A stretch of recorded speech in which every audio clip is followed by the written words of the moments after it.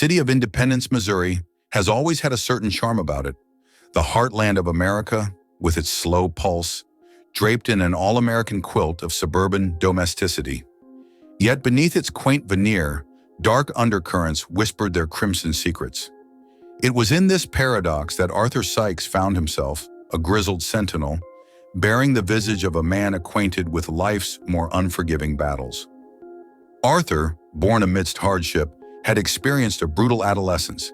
Each scar, each battered knuckle, a silent testament to the physical torment he had endured. His gaze, a shade deeper than the midnight sky, held a flame flickering with defiance, echoed by the grit in his voice, hardened through years of struggle against the vice-like grip of addiction. The fight was far from over, but he found strength in the wrestle, a motive to seek another dawn, another skirmish against the lurking beast within. His latest case, an investigation into a clandestine armament syndicate, was an intricate maze leading him to a peculiar locus, the city's morgue, a monolith of darkened brick and foreboding shadows that whispered tales of finality and unspoken secrets. Upon entering, he was greeted by the morgue's keeper, Samuel, a man who resembled his workplace more than a little. Samuel's gaunt features, pale as death, and eyes that harbored an ocean of melancholy were uncannily fitting. They exchanged polite nods, the kind that suggested familiarity without camaraderie. "I see the world hasn't done you in yet, Sykes," Samuel greeted in a voice as smooth and cold as polished marble. "Can't say it hasn't tried, Sam," he replied, his voice gravelly with years of untold stories. The air between them swelled with an uncomfortable silence. Throughout their dialogue, Arthur studied Samuel's demeanor, noting the tremor in his hands and the rehearsed rhythm of his words. He was no stranger to the signs. Something was gnawing at Samuel. But what? He continued his subtle interrogation, each question a carefully cast net into the murky waters of Samuel's reticence. As he plunged further, he sensed an insidious pattern taking shape, a melody hidden in the city's undercurrents that was slowly rising in a crescendo of impending dread. As he exited the morgue, the chilling echo of the church bell reverberated through the midnight air, carving a sinister punctuation to his discovery. The morgue, the arms, the peculiar behavior of its keeper, all pieces of a puzzle that hinted at an unfathomable design. He stared into the starless night sky, feeling an overwhelming sense of foreboding creep into his bones. The whispering crimson was growing louder, and Arthur, armed with his resolute spirit, would delve further into the abyss.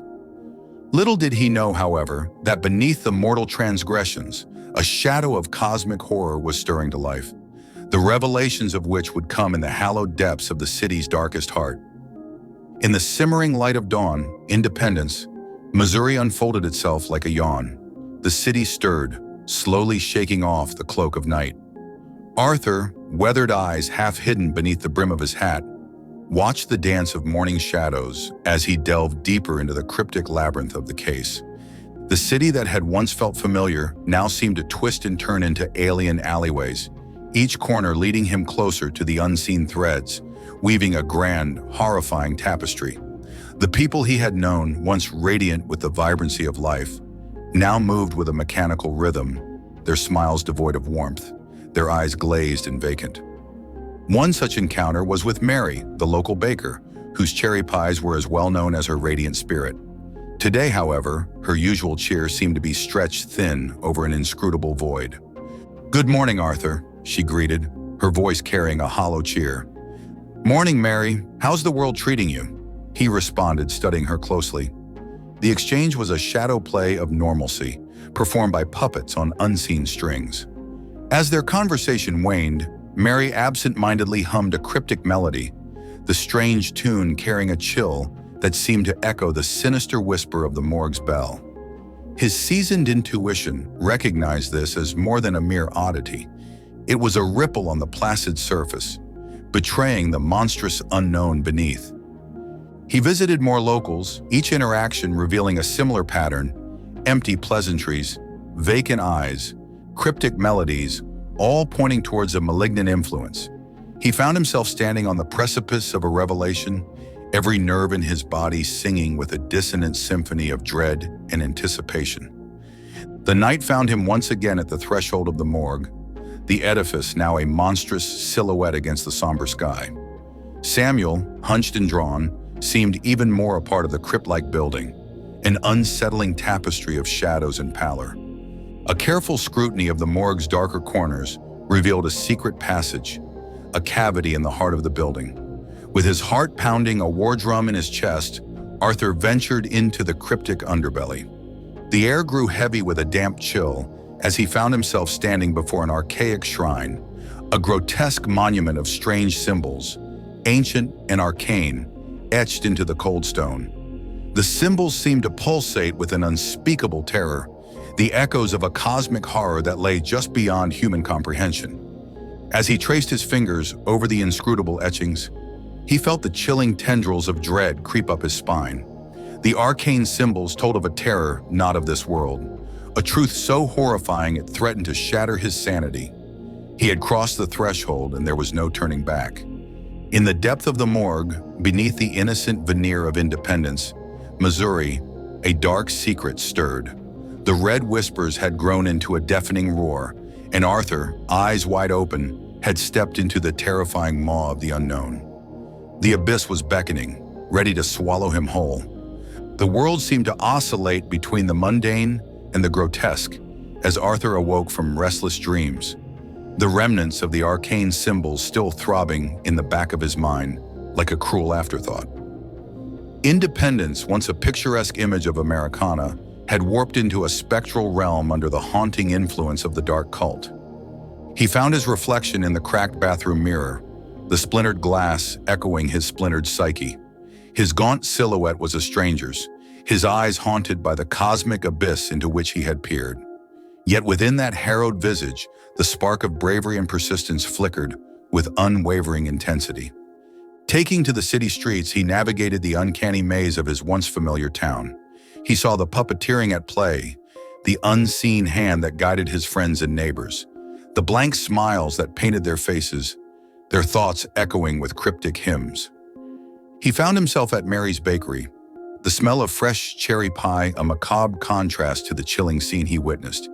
A gathering of townsfolk, their voices joining in an eerie chorus, their eyes glazed over, enraptured by an unseen cosmic performance. "Mary," he began, his voice barely above a whisper, grappling with the shocking spectacle before him. "Arthur," she replied mechanically, her vibrant spirit now a hollow echo in the void. The stars align. The door opens. His heart pounded dreadfully as he struggled to comprehend the chilling transformation. The horrifying revelation hit him like a tempest. These were not mere mortal transgressions, but an intricate dance orchestrated by a puppet master from the celestial abyss. Night found him again at the morgue's doorway, its gothic silhouette now a grotesque symbol of the cosmic horror woven into the fabric of his city. Samuel, more specter than man, greeted him with a look that carried the weight of eternity, enigmatic and foreboding. Their conversation, layered with cryptic lore and veiled threats, unveiled the grand design, the weapon trade, the town's collective enslavement. All were threads woven into an ancient ritual to awaken a slumbering entity, an abomination from the cosmos' darkest corners. "I pity you, Sykes," Samuel intoned, his voice as hollow as a grave. "Fighting against the inevitable. It's like trying to hold back the tide." Arthur, though chilled to his core, replied, his voice steadied by resolve. "Maybe, Sam. But I've always been a good swimmer." The horrifying encounter marked his descent into the abyss, a maelstrom of madness threatening to engulf him. Yet amidst the despair, his spirit remained unbroken, a lone beacon in the unfathomable darkness. His journey into the heart of cosmic horror was far from over. The worst was yet to come, his final battle looming in the cosmic shadow that was growing larger with every tick of the ominous church clock. In the heart of night, when the world is painted in monochrome hues and shadows stretch into monstrous forms, Arthur stood at the edge of revelation. His every nerve was a live wire, every sense heightened to an unbearable pitch as he prepared to confront the cosmic monstrosity that loomed over his city. Independence, Missouri, the stage of an unthinkable drama, was set, awaiting the final act. He stood before the ancient shrine, the monstrous visage of the etchings pulsating with an alien rhythm.